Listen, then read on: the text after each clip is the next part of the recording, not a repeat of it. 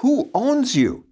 I'd like to think that I own myself, but politicians often act as if they own us. People should not have power over other people's lives. Lawyer Tim Sandefur is the author of You Don't Own Me. Ours is a nation where the individual's right to pursue happiness is written into its foundational document. And that's reflected in our culture. In this longer than usual interview, I talked to him about Hollywood movies, about which states are freest, about why he's a libertarian, and other issues he raises in You Don't Own Me. The title comes from the famous song from the 1960s by Leslie Gore, which was a feminist anthem at the time, saying, I have the right to run my own life and make my own decisions in the world. But her song then became kind of an anthem for other groups also as time went on. Gays, blacks, and other minority groups in American society latched onto the song, and I thought that made a wonderful opening to talk about the principle of self-ownership and the person's right to direct their own life without having to answer to other people. What do you mean by self-ownership? Self-ownership means that I'm in charge of my own desires, dreams. I'm responsible for my own self. Well, that's kind of obvious. It should be, but unfortunately, a lot of people ignore this and they say, well, you're responsible for other people, or that other people must be responsible for you.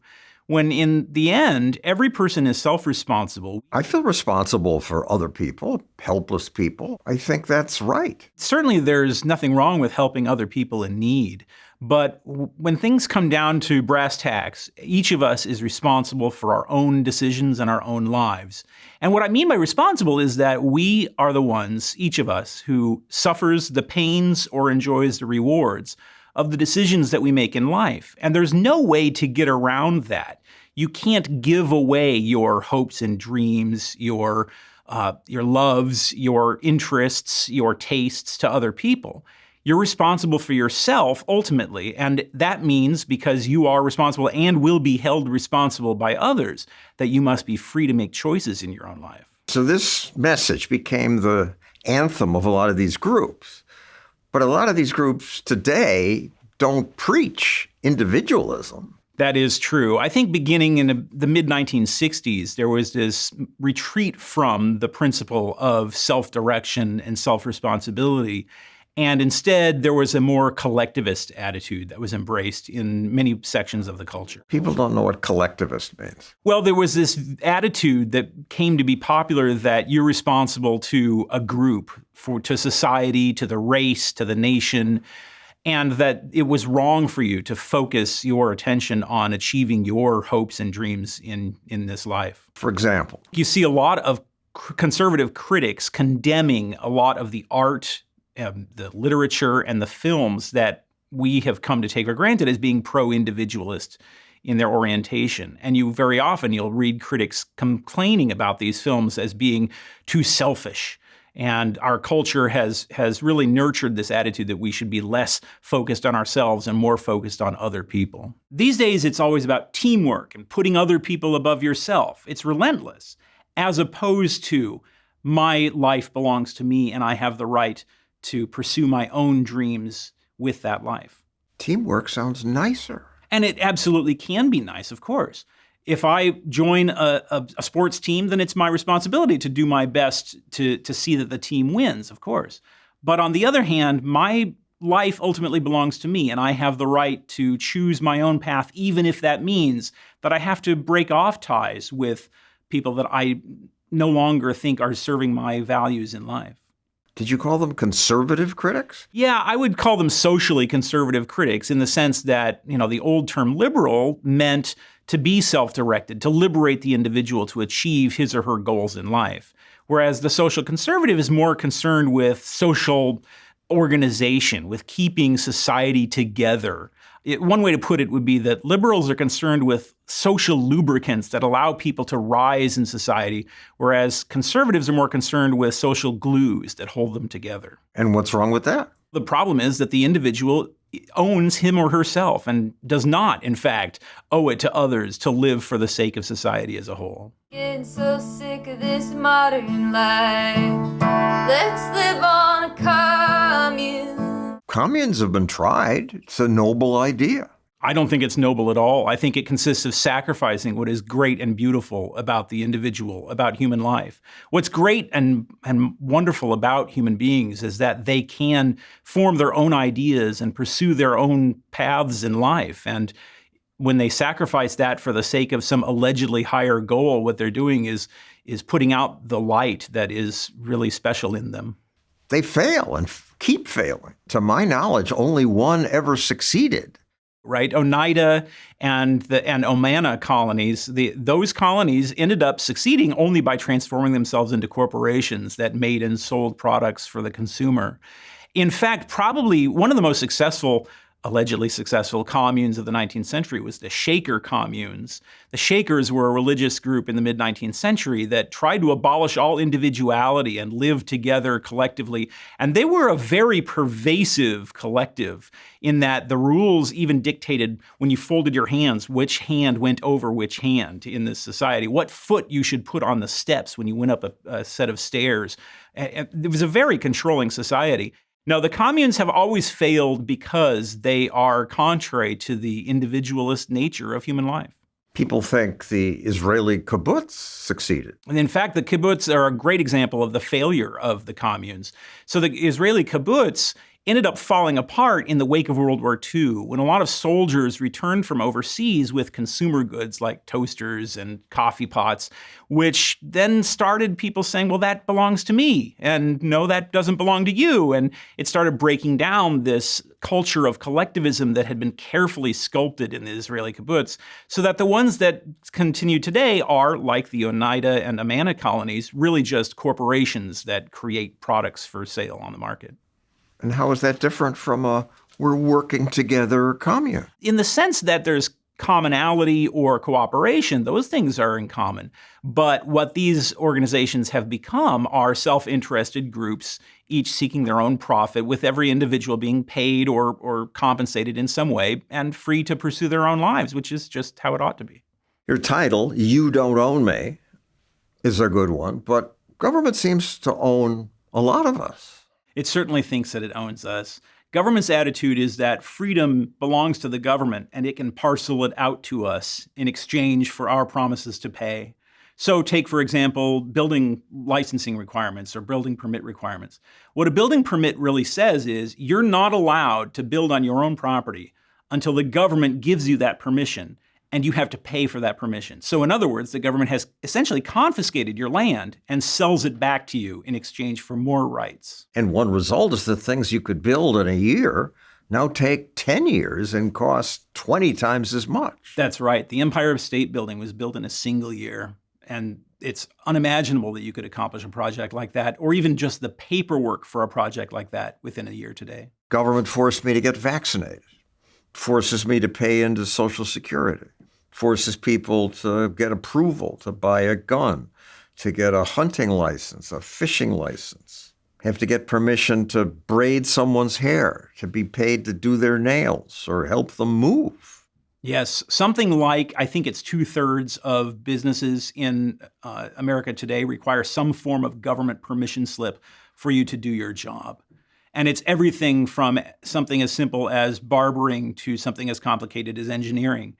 What the government does is it says if you want to earn a living, you first have to get permission, often from your own competitors, which is not only unconstitutional, but a violation of the fundamental principle that you have the right to pursue happiness. I want some limits on greedy business people. If someone's going to build a polluting factory next to my kid's school, I want some rules. I totally agree, and libertarianism agrees. But I also want limits on greedy politicians. A good example of that, for example, would be several years ago, the EPA itself was responsible for a huge toxic waste spill in the Animas River of Colorado. It literally turned the river a bright, disgusting yellow color. Nobody got fired for that. Nobody got sent to jail for that because it was the EPA that did that. So it was the government, so it all just sort of went away. If a private business had done that, you can bet there would have been civil and criminal penalties and possibly even jail time. When the government does these things wrong, somehow or another, that's okay. But when private business does it, then it's greedy capitalism at its worst. We libertarians don't want no rules. Right. There should be some government regulation. Where do you draw the line? The line should be drawn when you're harming other people. So the obvious example is, the old saying that your freedom to swing your fist ends where my nose begins. But sometimes it's much more complicated than that. For example, nuisances. If you're doing something on your property that makes it more difficult for me to enjoy my land, or environmental pollution. If you're pouring something into the river and the river flows by my property and it's poisoning my plants or something like that, then the government should be involved. And we have these complicated legal systems that have evolved over the years to answer that situation, to say, if you're committing a nuisance that harms somebody else's property rights, then the government should intervene. There's an old saying among lawyers that your right to use your property must respect other people's right to use their property. And that's not always an easy line to draw between one person's property and another person's property, but that's why we have a legal system, and there's certainly plenty of work for the government to do there. But the easy answer is that government should intervene only when you are harming some other person. And yet the political class always pushes for more rules, and no kid goes on a school field trip and asks, what laws have you repealed? It's all, what laws have you passed? Yeah, well, that's because politicians want to look like good guys, and the way to look like a good guy is by getting legislation passed. If you take something off the books, that often doesn't even end up in the news. So politicians want to go in with some creative new plan to create some new program so that they can take the credit. And by the time the bills come due, of course, they've moved on to some other office.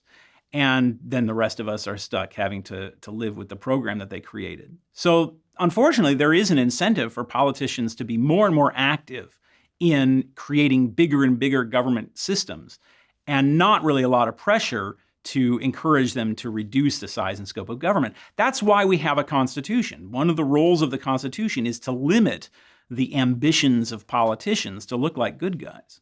Government has grown and keeps growing. So now innovators try to get around the rules by just breaking them and hoping for the best. It's better to ask forgiveness than permission. Right. Yes. Or as my friend Adam Thierer puts it, permissionless innovation. It is true. Unfortunately, many areas of government now force you to get permission to try a new idea in ways that will very often hinder the development of new ideas, handicap innovation in many ways. And so it is true that a lot of people have taken the step of trying to just go ahead and break the rules and see if it works out. A lot of public officials were very opposed to Uber and Lyft when they were new because they seemed to be violating the taxi cab laws. Illegal, dangerous, out of control. Those are just some of the ways lawmakers are describing ride-sharing companies like Uber and Lyft. Well, where would we be without Uber and Lyft today? But the politicians don't apologize and say, I was short-sighted. No, of course not. They're always the visionaries. But look at all the people who were hurt, the taxi drivers. This is the problem. One of the big problems with explaining libertarianism to people is that it often turns on what is known as the unseen costs. So there's this old story about a baker who shows up for work one day and finds that the window of his bakery has been broken by vandals during the night. And as he's sweeping up the glass, a friend comes up to him and says, don't worry, now you're going to spend the $100 on a new piece of glass and that'll be good for the economy, creates jobs. Well, that's fallacious because he was going to spend the $100 on a new coat, and then he would have a coat and a window. Now he only has the window and he doesn't have the coat. The coat never gets made. It's the unseen cost of the vandalism. Unfortunately, a lot of people can't imagine what could have been if the government hadn't taken away our money through the taxation in order to fund what politicians think is a good idea. And so what you see are the projects that the politicians approve of. And you don't see what we might have had otherwise. What kinds of innovations and creations and inventions that never get created because politicians interfered. The Ubers and Lyfts that never came about because some politician preferred to spend that money on some pet project instead. Like California's multi-billion-dollar train to nowhere. If California hadn't tried and continues to fail to build a rail line, the invisible things would have been better? Yeah, how much would Californians have done with the colossal amount of money that has now been wasted on the failed train to nowhere. It's unimaginable what could have been accomplished with that money, and instead has gone into a pit in the ground. Are some states freer than others? Yes, some states are much better What's the freest state? I would put in a bid for Arizona. Some years ago, Arizona passed a universal licensing law that says that if you have an occupational license from another state and you move into Arizona, you will automatically get the equivalent license in Arizona. Which only makes sense, right? You don't forget how to be an architect when you move from California to Arizona. By crossing a state line, you don't forget how to do your job.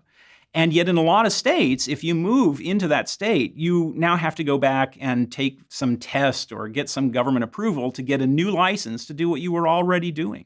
And it's been very successful in Arizona. If you make it so that people can move from state to state with their occupational licenses, then you create sort of a competitive system where people can, as they say, vote with their feet and move to a different state if they want to, if that state is providing a better government more suited to their needs. That's why we have a system that has different states so that you can choose where you live. Such licensing laws are going to ensure that politicians focus where they ought to focus, on protecting public safety instead of protecting established businesses against competition. It's good that people can vote with their feet, so to speak. And you look at these maps of which states are gaining people and which are losing people. They reveal a lot about where people are free or more free. What we've seen in recent years is an overall outflow of people from California, for example, for the first time in living memory. And New York. And they're moving to places like Texas and other states that have a reputation for being freer and having less restrictions, and also a culture that people feel more at home with. People can choose where they want to live, and we ought to encourage that by saying if you want to move from one state to another, then you can still practice your job there. And it's not just warmer weather they're moving to. They're moving to Idaho. Right. Well, better potatoes. I live in New York. I suspect it's the least free state. It might very well be, with the possible exception of California. You know, seeing these images from the horrible fires in Southern California recently, and you realize that those houses have still not been rebuilt, and who knows when they will be rebuilt, because you need so many forms of government permission before you're allowed to rebuild those homes. I think the jury's still out on whether that will ever take place. But it's beautiful land. It's growing back. Why would it not take place? Well, because you need all sorts of government permission, and that takes the form of environmental reports and use permits and so forth that often take a great deal of time to complete. Right? To complete the required environmental reports under the California Environmental Quality Act can take years. And then anybody in the area can object to your development plans, and the process has to halt while all the concerns are reviewed by a group of bureaucrats. They want to make sure it's safe. That's right, or good for the environment, or pretty. A lot of the time it's purely subjective, right? If you want to build a building, you often have to go through what's called architectural design review, when the bureaucrats get to say whether they think your building is going to be pretty enough based on purely subjective criteria. Now, you are a lawyer who fights against some of these rules in court. Are you successful? Yes, I think we've made a great deal of progress in, say, the past 20 years or so. A number of federal and state courts have struck down occupational licensing laws and other kinds of permit requirements that violate the basic rules of reasonableness and don't actually protect consumers, but actually just protect existing businesses from legitimate competition. To boldly go where no man has gone before. You write about how Star Trek changed. Yes, Star Trek as a franchise has sort of paralleled the evolution of liberalism in American history from the Vietnam era to the present day. The original Star Trek, which aired from 1966 to 1969 during the Vietnam era, was written by and made by World War II veterans, right? Gene Roddenberry, who invented the series, was a World War II veteran. James Doohan, who played Scotty, actually lost a finger at D-Day.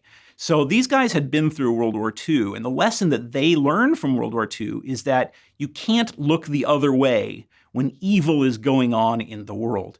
All people have fundamental rights that should be respected. That's basically the framework of the original Star Trek. So Captain Kirk goes around the galaxy freeing, liberating alien races from oppression. as an expression of the universal rights of all sentient beings. But by the time Star Trek: The Next Generation came on, that started in 1987 and went till 1994. That's after the Vietnam War. That's the liberalism of Bill Clinton instead, which is very morally and culturally relativistic. Star Trek: The Next Generation has this perspective that there are no universal moral truths, that everybody just does things their own way. And as a result, Captain Picard is often trying to avoid conflict instead of resolve conflict. Whenever something comes up, he frequently will say, well, it's none of our business. If one people wishes to oppress another people, who are we to complain? Which is the exact opposite of the view that the original Star Trek took. And what does that have to do with today's liberalism? Today's liberalism tends to embrace this moral neutrality, this moral relativism that says that, it's none of our business what other people do in other societies, which is exactly the opposite of the lesson that the original Star Trek creators had learned from World War II. One scene from your book, Kirk says, These are people, not robots. They should have the opportunity of choice. We owe it to them to interfere. Star Trek has this idea called the Prime Directive that says that the captain should never interfere in an alien culture. Well, in the original Star Trek, this Prime Directive was viewed as an evil thing. Captain Kirk is a hero because he breaks this rule all the time in order to liberate the oppressed people of the galaxy. The Enterprise didn't even have seatbelts. But now the actor who played Captain Kirk is an advocate for safety rules. We're at the point where the Enterprise wouldn't get off the ground. How do you have too many safety rules? You don't know that wall isn't going to fall in. And if it fell in, and then you said, why didn't you make a rule? That sounds like something the Enterprise's next captain would say. By the time Star Trek: The Next Generation came along, the Prime Directive had become sort of a holy commandment that it's never any of our business to interfere in another society, with the result that you have more tyranny and enslavement going on throughout the galaxy. History has proved again and again that whenever mankind interferes with a less developed civilization, the results are invariably disastrous.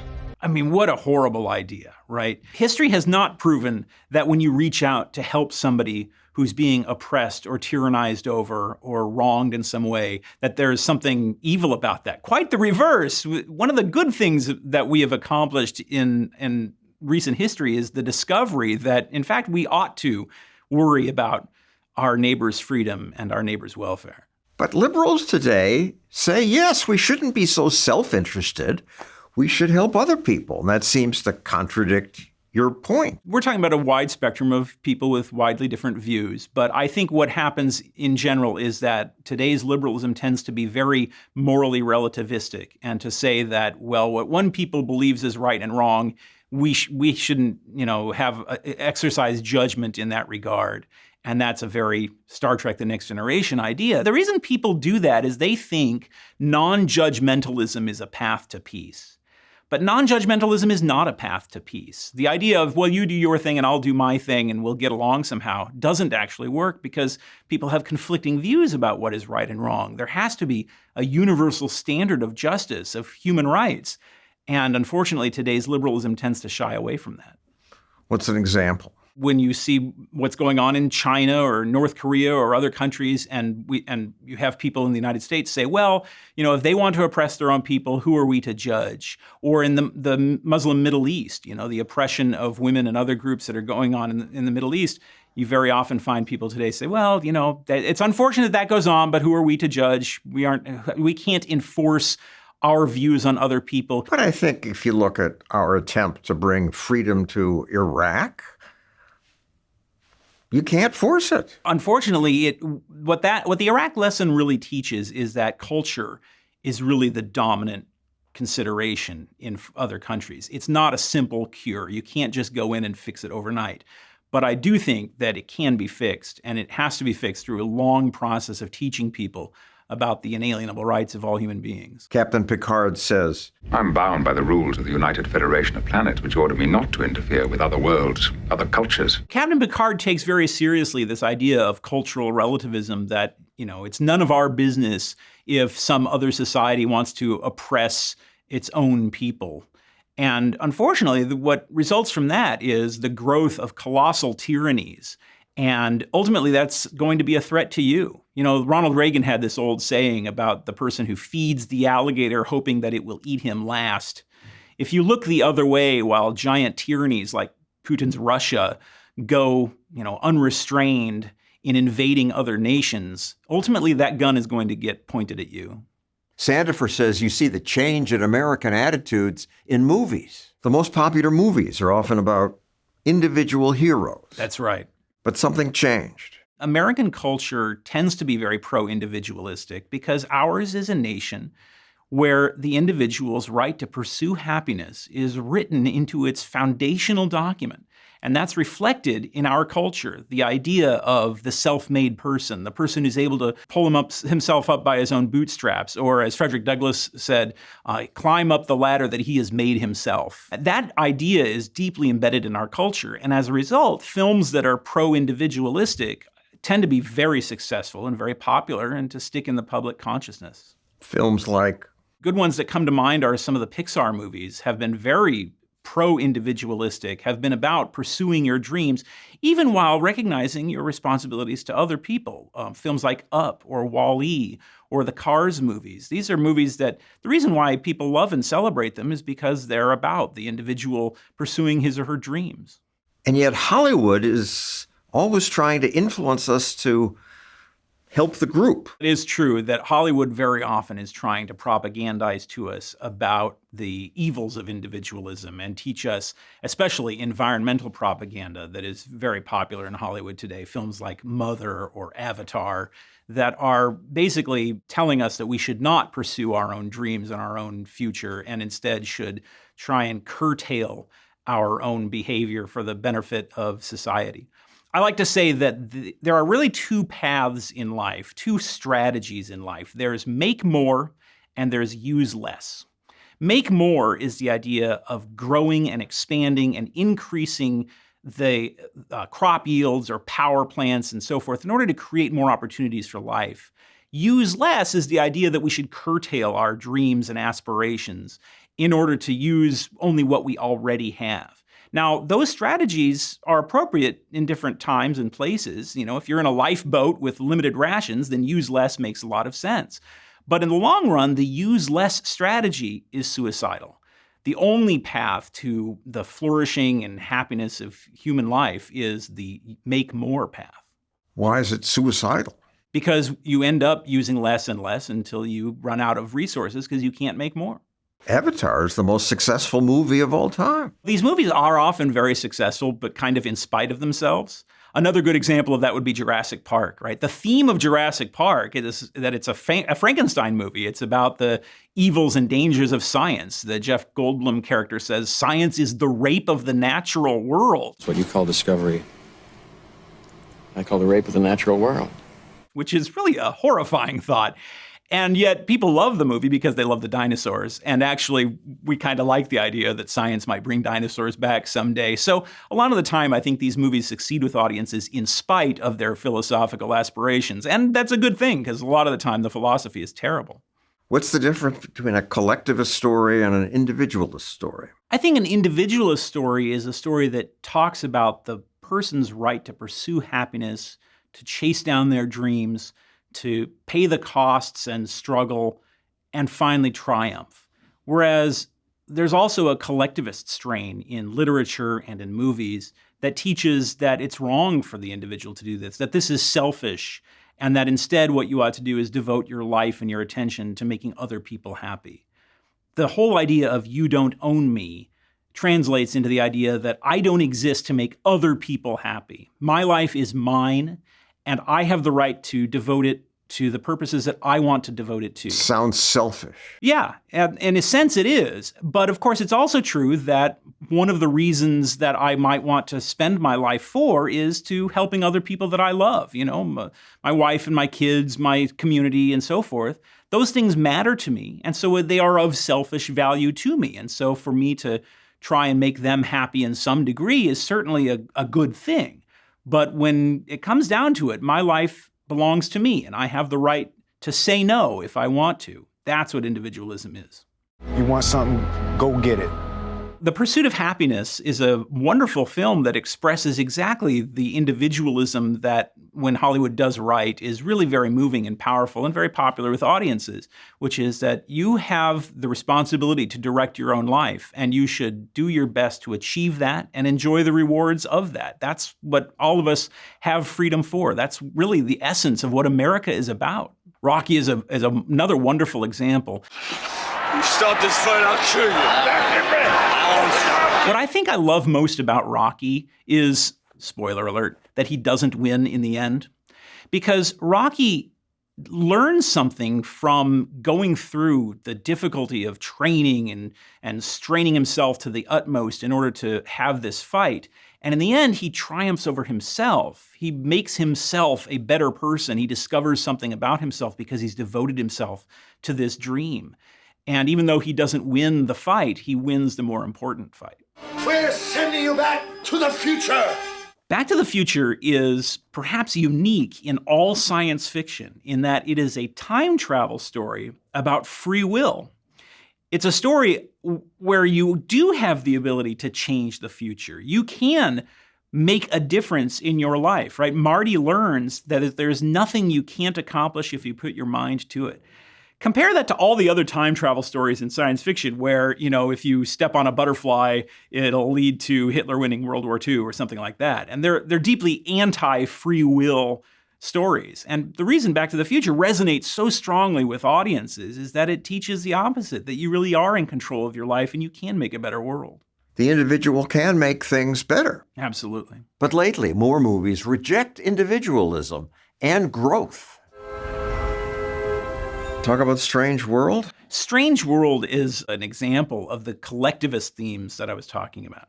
The theme of Strange Worlds is that we're damaging the earth through this energy technology in the film. This world that we live on is a living thing, and Pando is killing it. If we want to survive, Pando has to go. And that what we really ought to do is abandon this energy technology completely in order to save the world. And yet abandoning this energy means that we will have less fuel to run our daily lives, to power everything from ambulances to airplanes, right? And the film shrugs at that and treats that as a triviality. Next stop, no power, cold coffee, and angry masses. Who's ready to go home? Living without today's energy technology doesn't just mean doing without warm coffee. It means doing without ambulances when you're having a heart attack, doing without an airplane to carry people's organ transplant, doing without the kind of emergency transportation that we need. Doing without today's energy technology would be a colossal disaster for the human race. And yet the movie kind of ridicules that concern. Toto, I have a feeling we're not in Kansas anymore. Talk about the changes in The Wizard of Oz. The original Wizard of Oz is this very optimistic, joyful film about somebody who always had the strength within her to accomplish her dreams. And through her journey, that's what she discovers. You've always had the power to go back to Kansas. She could have always found the way home. The new films, the Wicked films, are the reverse of that. There's no joy in Wicked.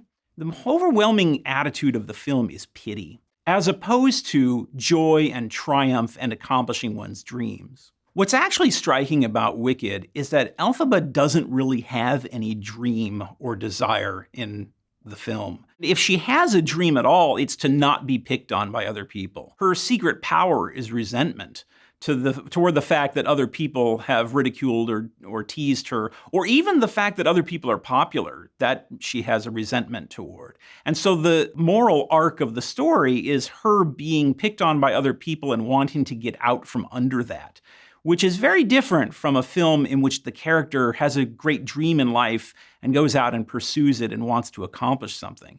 And so it makes it much harder to cheer for Elphaba as a result. You feel sorry for Elphaba, but you don't really admire her for anything. What does this have to do with your book title, You Don't Own Me? You Don't Own Me expresses the principle that my life is mine and my dreams are mine, and I have a right and a responsibility to set a goal for my life and to pursue it.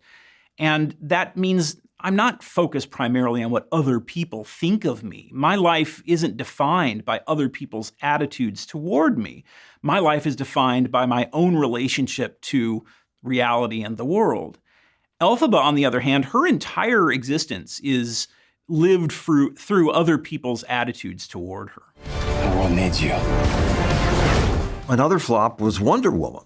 Wonder Woman 1984, the theme there is the idea that you should sacrifice for the good of the whole. The villain in that film has this power to grant wishes to people, and it's a thinly veiled political satire. And ultimately, Wonder Woman decides that the way to defeat the villain is that everybody should give up their wishes. Renounce your wish if you want to save this world. And so we're taught that we should not want things, we should not desire or dream things, and that will save the world. It's rather a silly theme, but a deeply anti-individualistic one. And it flopped. Yeah. I think American audiences are in love with individualism, in love with heroes who accomplish their dreams, work hard toward achieving happiness, and achieve it. The movies that are really successful with American audiences tend to be embodiments of the principle of the pursuit of happiness. It's a sign of the health of our culture. The Charlie's Angel redo, directed by Elizabeth Banks, she blamed men for the box office failure. If this movie doesn't make money, it reinforces the stereotype in Hollywood that men don't go see women do action movies. I've been asked to go see movies starring men my entire life, and happily have done so. And I don't know why men don't return the f***ing favor. Yes. Very often in recent years, Hollywood has tended to blame audiences for not getting on board with politically motivated cinema. And it's really very immature that Hollywood acts this way. When nobody saw the lousy Ghostbusters remake, for example. My name is Erin Gilbert, Doctor of Particle Physics. It was because America is so angry at women or something like this. And the reality is that people are very eager to see movies that are about triumph and achievement and heroes who stand up for their beliefs. And they're not interested in seeing just another lame remake that satisfies all the politically correct tests. And Elizabeth Banks is just wrong. Men like the original Charlie's Angels very series. Much so.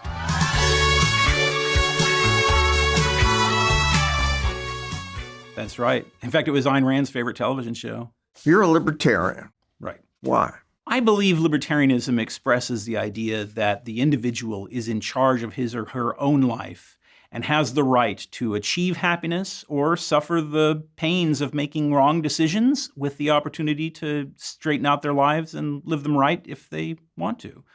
I'm a libertarian because I believe that freedom is the natural state of all human beings. Which seems right to me, and yet this is a tremendously unpopular political philosophy. That is true, and I think part of the reason why is because libertarianism hasn't been sufficiently explained to a lot of people. They think libertarianism consists of doing whatever you feel like. Libertine. Yeah, that's right. And in fact, the opposite is the case. A truly free society is one where people have to take a great deal of self-responsibility because nobody else is going to be out there to pay your bills for you. Being mature means paying your own bills. And a lot of people don't like that for one reason or another. Either they don't want to pay their own bills, or they think that it's cruel and unfeeling to expect other people to pay their own bills. And so they're looking for panaceas, ways to get out of that kind of responsibility. And libertarianism says you can't get out of that. Thomas Jefferson said, sometimes it's said man cannot be trusted with the government of himself. Can he then be trusted with the government of others? Yeah, one of the essential arguments for libertarianism is even if it's true that people are stupid or ignorant or corrupt or whatever, even if you have a negative attitude toward human nature, that's all the more reason why people should not have power over other people's lives. So libertarians often get accused of believing in an overly optimistic view of human nature. I often have heard people say, oh, well, that would work really well. Freedom would be just fine if everybody was good. But actually, the opposite of that is true. It's the very fact that people aren't always good, that they have weaknesses and flaws.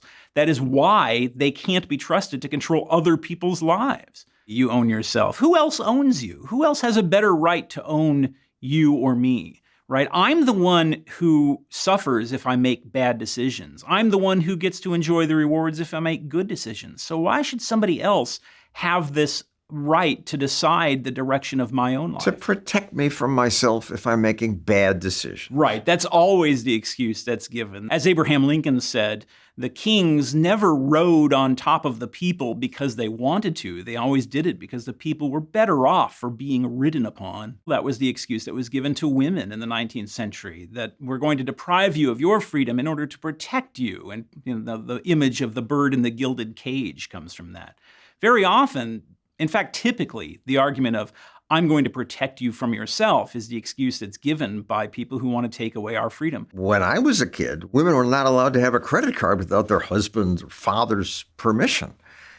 How things have changed. And yet now the movement ignores the torture of women in other parts of the world and demands impossible equality here. Yeah, unfortunately, for all sorts of political reasons, I think the left is much more comfortable condemning capitalist free societies than it is condemning totalitarian states or even theocratic dictatorships across the world. So, for example, it's much easier to say America is a terrible place because of the inequality or the pay gap between men and women or something like that, while at the same time ignoring the horrible oppression that goes on in the Middle East.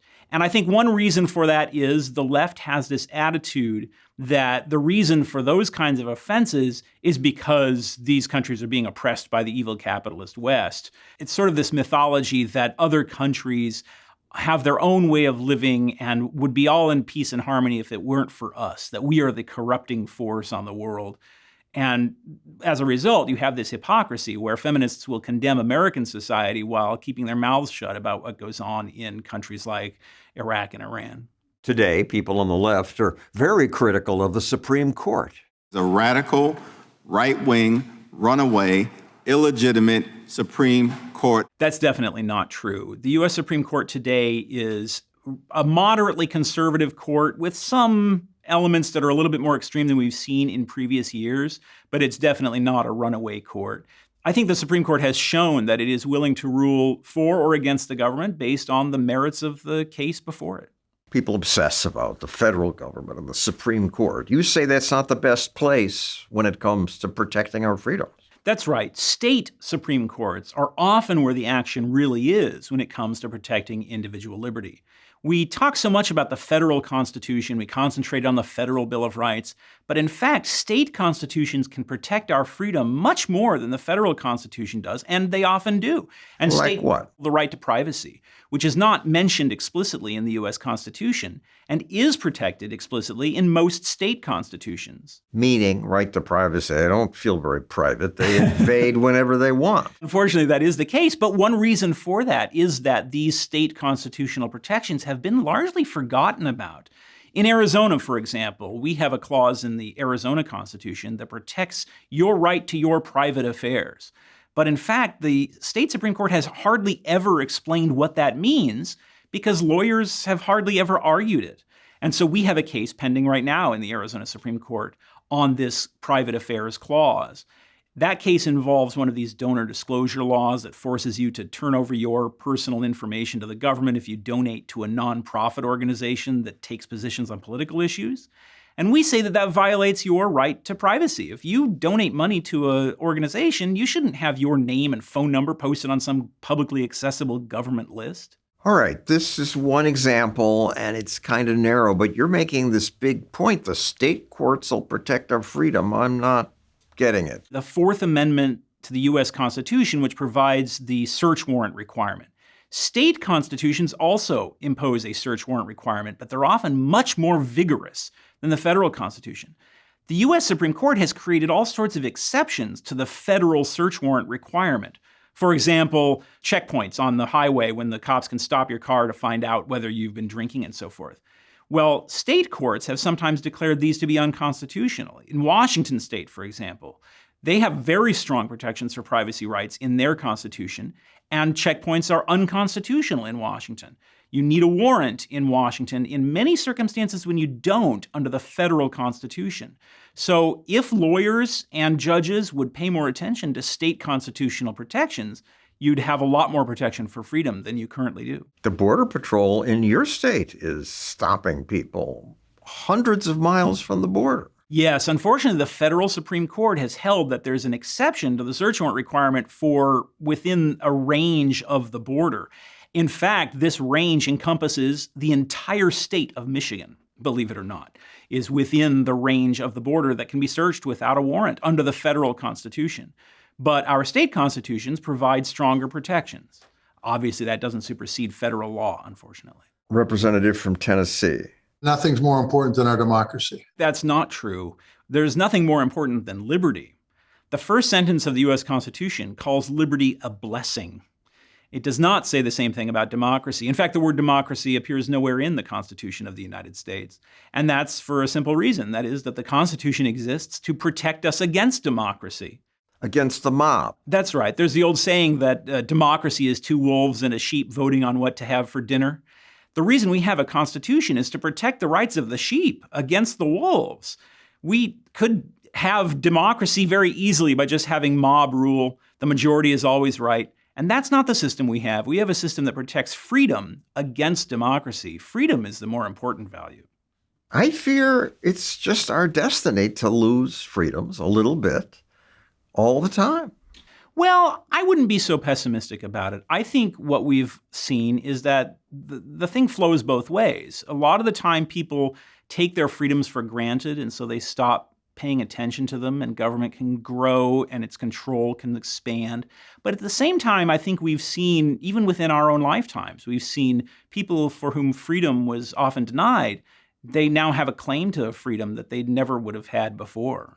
Same-sex couples are a good example of that. Our system, one of the great blessings of our system is that the people's voices really still can be heard. And if the people care about freedom, then they can elect people who are going to protect freedom. Thomas Jefferson had this great line about how he thought that a little revolution now and then is a good thing and is as necessary as storms are in the physical world. And I think occasionally you will see people finally get fed up and demand more freedom, and that has happened, even within our lifetimes. The Reagan Revolution was an example of when people had finally been fed up with the Jimmy Carter era and its restrictions and regulations, and we saw a president say, government isn't the solution to our problems, government is the problem. And that is within living memory. There's no reason why it couldn't happen again. So that thought is mocked today. It is. But it wasn't that long ago that Bill Clinton said in one of his State of the Union addresses, the era of big government is over. No, I think there's no reason why people caused this mess. There's no reason why people can't fix this mess. But the fact that you cite Reagan and then Clinton, and these were bright moments, but brief. It's like the trend is in the other direction. I think the trend right now is in the other direction, but I see no reason to believe that that trend can't be reversed. But spending keeps going up faster than we can pay for what they're spending. Yes, that's true. I think one of the big problems there is that we have learned to borrow, and that way we can increase the size and scope of government without having to pay for it today. And it's always easier to get future generations to have to pay for it. So I'm not denying that there are all sorts of serious problems facing the country and facing the future of liberty, but there's also no reason to believe that it will persist that way. In 1975, if you had told people within 15 years the Soviet Union is going to collapse, a lot of people would have laughed in your face. And if you had said in 1760 that within a decade and a half, the Americans will be fighting for liberty and demanding their independence from Great Britain, I think people would have thought that was absurd. And yet these things have happened. You can say you don't own me, but government does own a lot of me. Well, government tries to take control over you, but I don't think government can ever really own you unless you let it.